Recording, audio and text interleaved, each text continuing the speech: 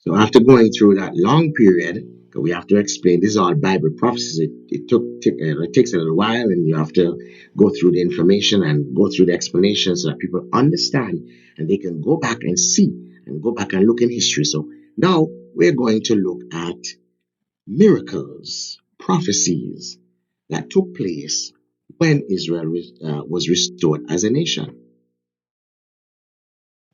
So let's now look at Bible prophecy with Israel's restoration.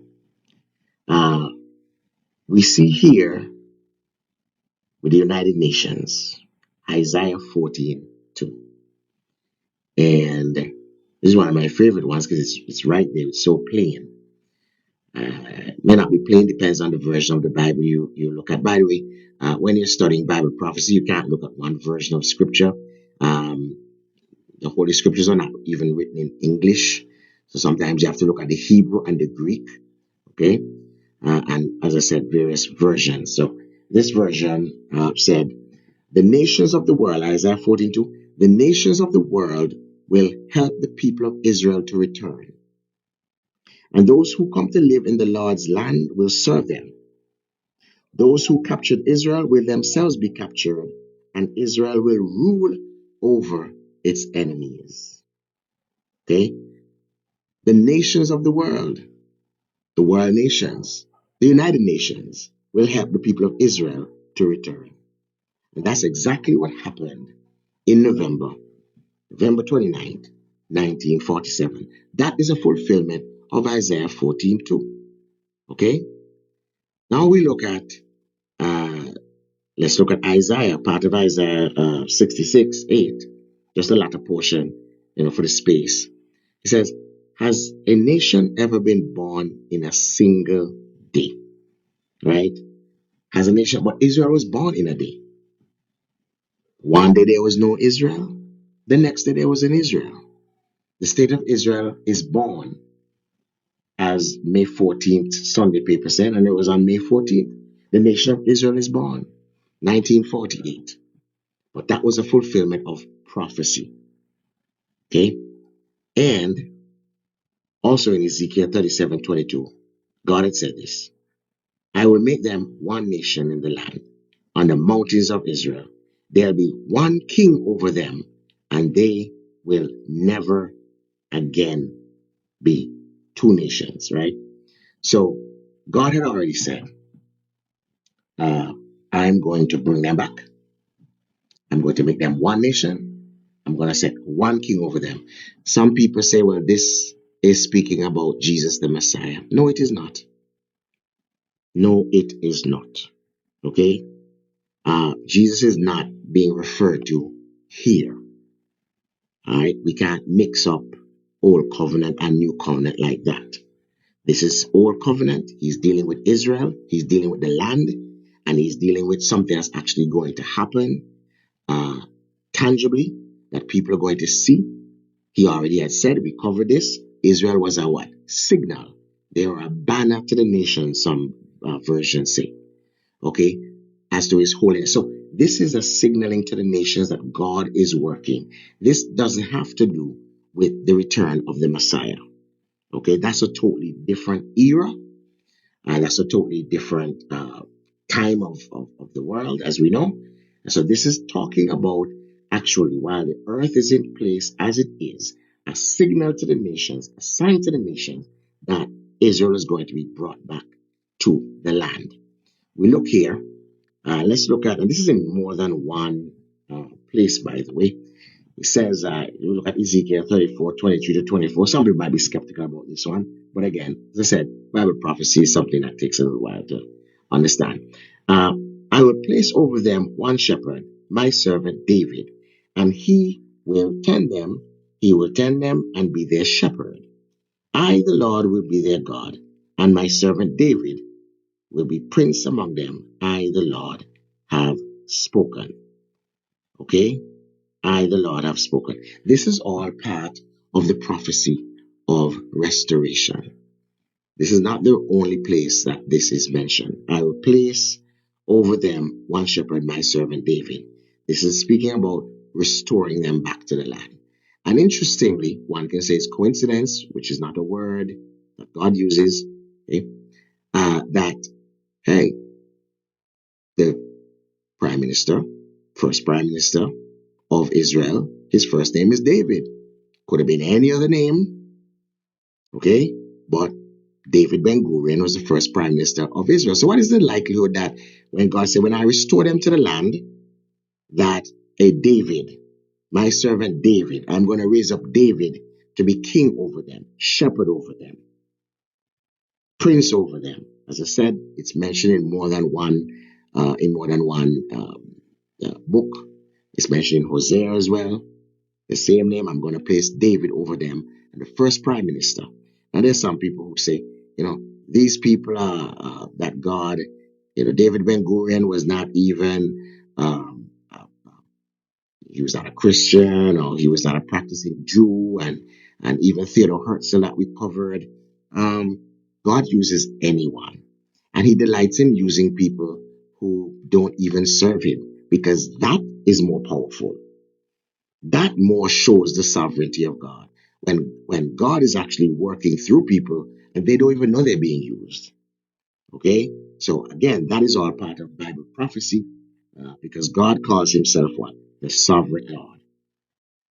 Let's look now at another prophecy. Jeremiah 30:3-7. The Holocaust prophecy. This one might be a little bit challenging for some people to hear, but I'm going to read just from no, this is from 3-7. I'm just going to read what's on here. Then, why do I see every strong man with his hands on his stomach, like a woman in labor, every face turned deathly pale? How awful that day will be! No other will be like it. It will be a time of trouble for Jacob, but he will be saved out of it. If you read the entire passage from Jeremiah 33-7, you will see it reads like what happened in the Holocaust. This was revealed to me.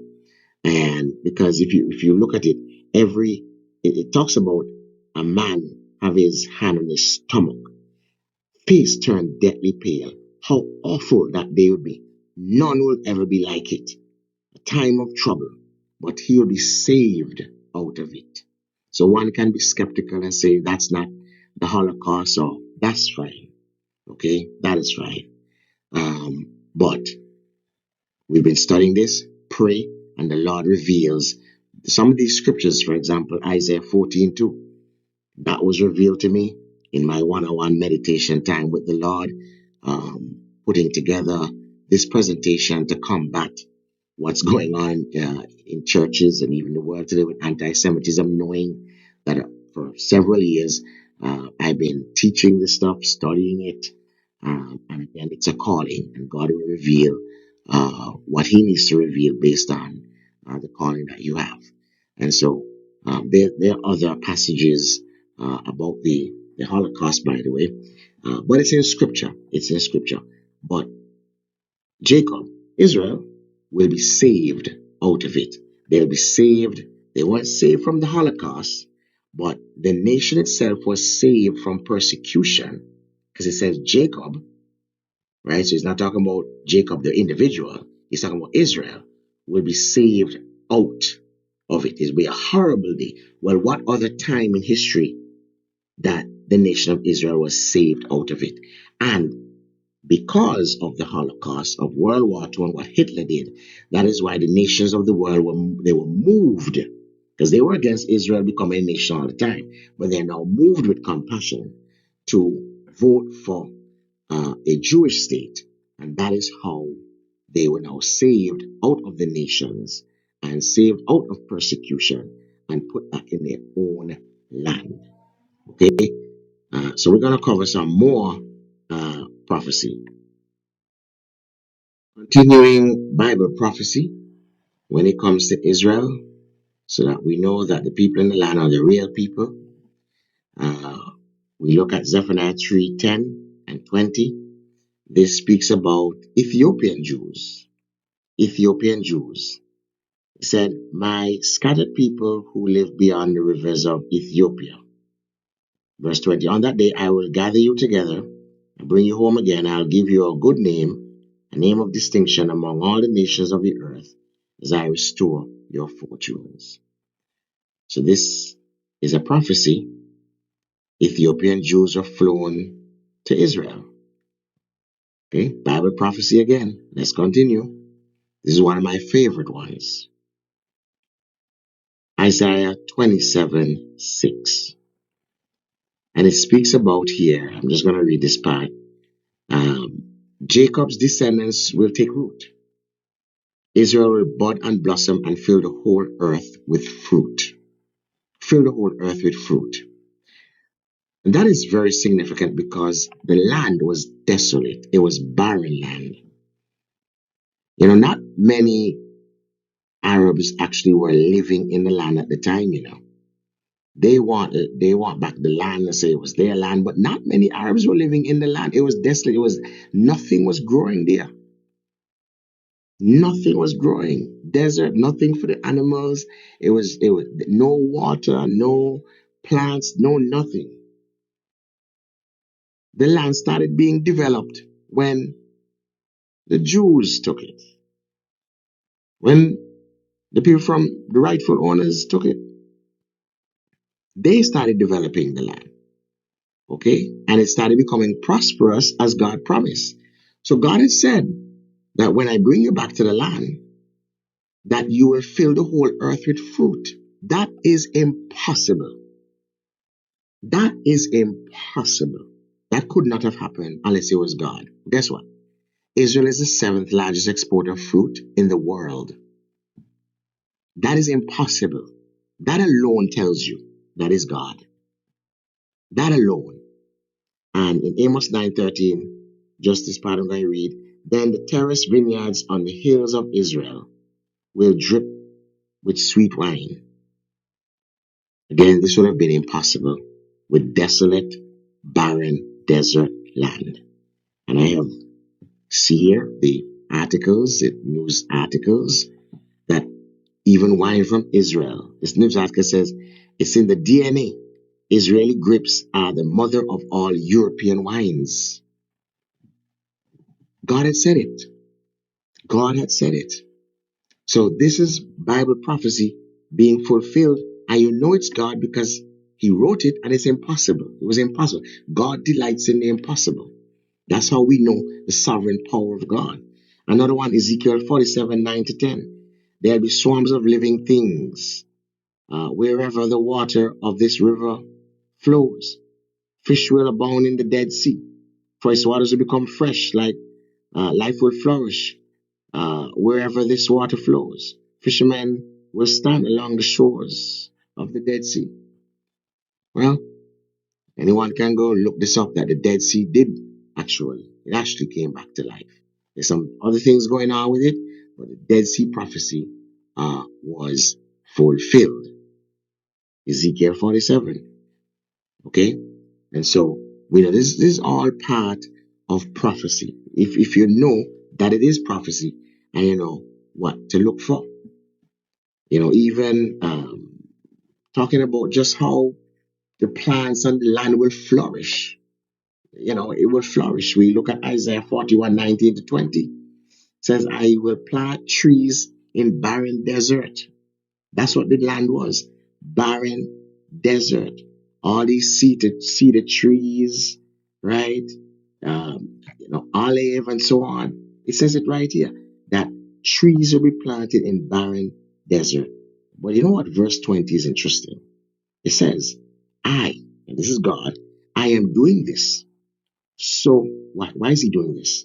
Why is God doing this? Why did God let them fill the earth with fruit and wine, sweet wine dripping from hills and plant trees in barren desert? Why? He says, I am doing this so that all who see this miracle will understand what it means, that it is the Lord who has done this, the Holy One of Israel who created it. Okay? It's right there. Anybody could go read this for yourself. So He's doing all this. And Israel was able to do the impossible. Even in the Jamaica Observer, they wrote about the miracle of Israel's agriculture. how they're able to grow crops in desert land. Nobody could figure out how Israel could do this. Nobody could figure out how the land flourished. It doesn't even rain a lot in Israel. But they're able to fill the earth with fruit and supply with grapes for wine. That alone would show. And God wrote it that it would happen, and he said why it's happening. So when the church is coming against Israel, it's actually spiritual blindness, because God said all this was going to happen, right? So let's now cover the next section. We're going to cover common lies and misconceptions of Jews and Israel. We've heard these things before, the common misconceptions. The Jews aren't the real Jews. They're Ashkenazi Jews. I'm going to cover as many of them as I could, the more popular ones. They're Ashkenazi Jews. They're Jews from Poland. They're not real Jews. They need to go back to Europe. They need to go back to where they're from. I hear that a lot. I hear that every couple of days or every day. I don't know. Oh, they're not the real Jews.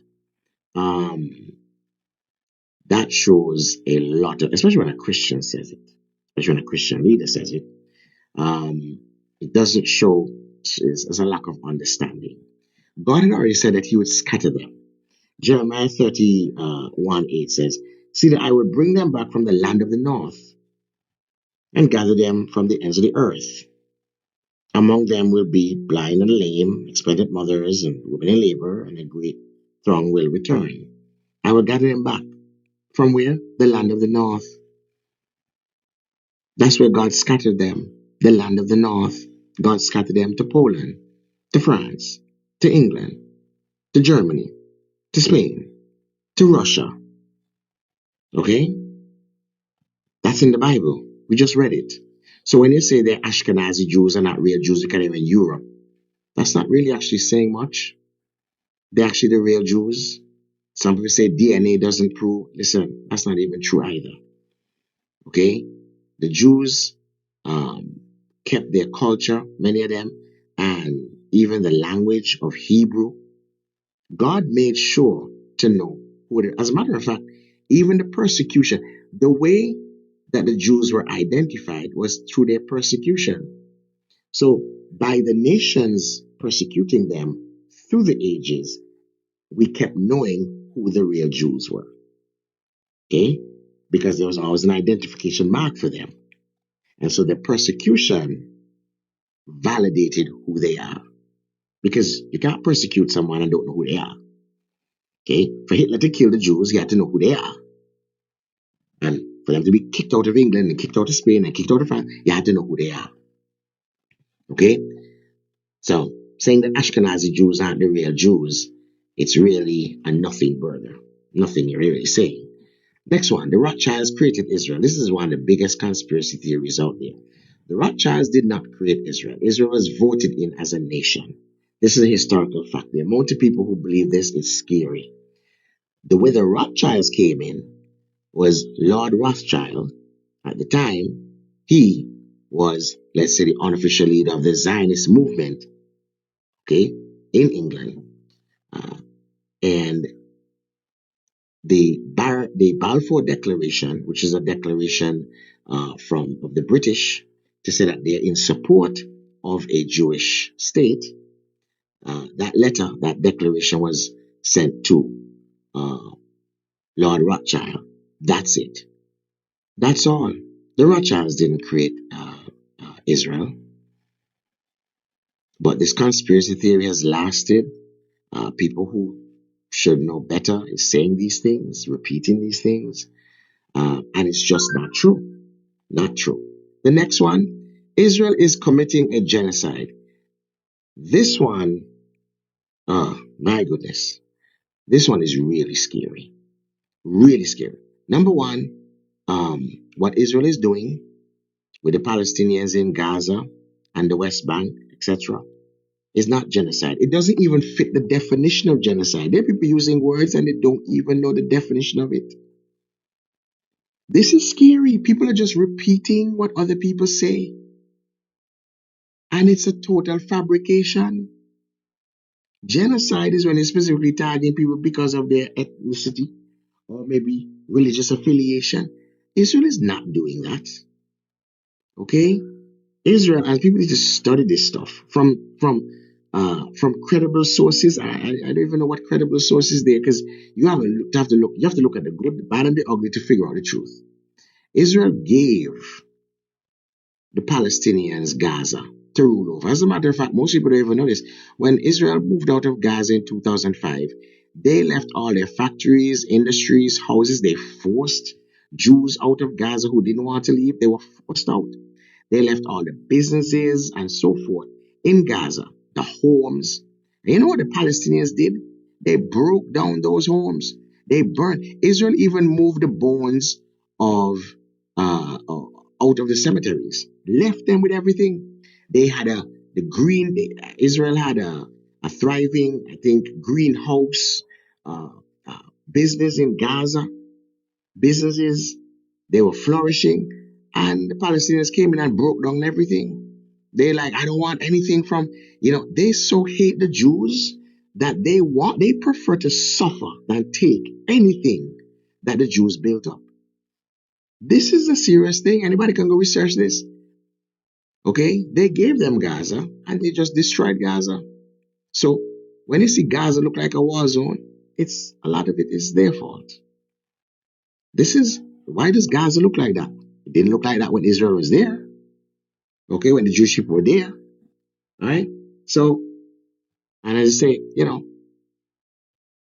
the Palestinians get a lot of money, billions and billions of dollars every year. The United Nations have a specific refugee program for the Palestinians, a specific one just for them alone, and they get billions. What do the Palestinians do with the money? Well, Hamas takes the money and build tunnels. They know this. Even the United Nations know this. They build tunnels, underground tunnels to wage war against Israel. They buy weapons, launch rockets. The head of Hamas, the leaders of Hamas, live in absolute luxury in Qatar. They live like billionaires, or they are billionaires. The leaders of Hamas. They don't live in the West Bank. They don't live in Gaza. Okay? So people need to get the truth. Israel is not committing a genocide. And we're going to talk about the real genocide soon. Okay?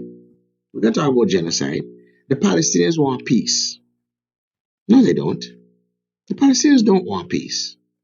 There's a video um, that I play that has been sent out to people of a journalist who went and interviewed Palestinians and asked them if they want peace, if they want a two-state solution. They said no, they don't want no two-state solution. They want all of the land and they want Jews kicked out of the land. They don't want no two-state solution.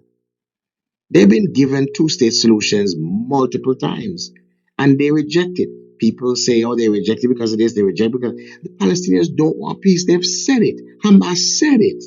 I have quotes from Hamas.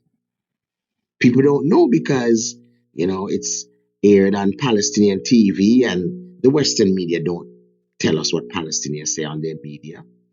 They don't tell you what they print in their newspapers. All this is hidden. All this is hidden. But if you dig for it, you'll find it. If you go look, you will see what Palestinians are taught, what they teach their children. I've seen the videos. I've heard Palestinian children talk. They're raised to kill Jews. They don't want peace. They want Jews killed. They say so. They want them off the land and they want every Jew in the world killed. They say this stuff. It's in their Quran.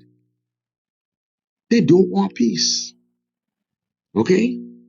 So we got to stop this nonsense. These people stab their own children just for a narrative. They allow Hamas to fire rockets from schools of children and hospitals because it's not about peace. Their entire makeup is to kill Jews. This is why God told Israel, wipe these people off the face of the earth. I'm not saying anything that is not biblical. Go into Canaan and wipe the people off the earth. These people are not normal people. They're not normal. They don't want peace. They don't want to live in prosperity. They're just so focused on killing Jews and taking back a land that was never theirs. The land belonged to the Ottoman Empire. No Palestinian ever bought no. It's not their land. As a matter of fact, some of the land. One of the ways that the Jews started reclaiming and getting back land is that they purchased it from the Ottoman Empire. And the Ottoman Empire, they had to go through some channels, but the Ottoman Empire was trying to raise money for the war, okay, and they were selling the land. So some of the land the Jews actually physically bought. Okay, there's nothing called a Palestinian in 1947. Go look this stuff up. So they don't want peace. All this is conspiracy. Okay, conspiracy. We're gonna look at what the real genocide is now. This graphic here. Look at the number of Jews that were living in Arab nations and the amount of Jews today. Libya, there ain't no Jews in Libya. How many Jews are in Syria? I mean, these figures are older figures, probably less than that now. How many Jews are living in Morocco? That's the most, maybe, probably less than that now. Maybe it's less, probably far less than 5,000. How many Jews are in Egypt? How many Jews are in Iraq? How many in Yemen? Okay? This is clear to see. But look at how many Arabs live in Israel. Look at how many Arabs live in Israel. Look at how many Arabs live in Gaza. Over 2 million. Israel had Gaza, gave them Gaza. 2 million Arabs now live in Gaza. In Gaza. And there are 2 million Arabs that live in Israel alone. There are Arabs, Arab doctors, Arab lawyers. There are Arabs, not Jews. There are Arabs in Israel's Knesset parliament. People in the world don't know this,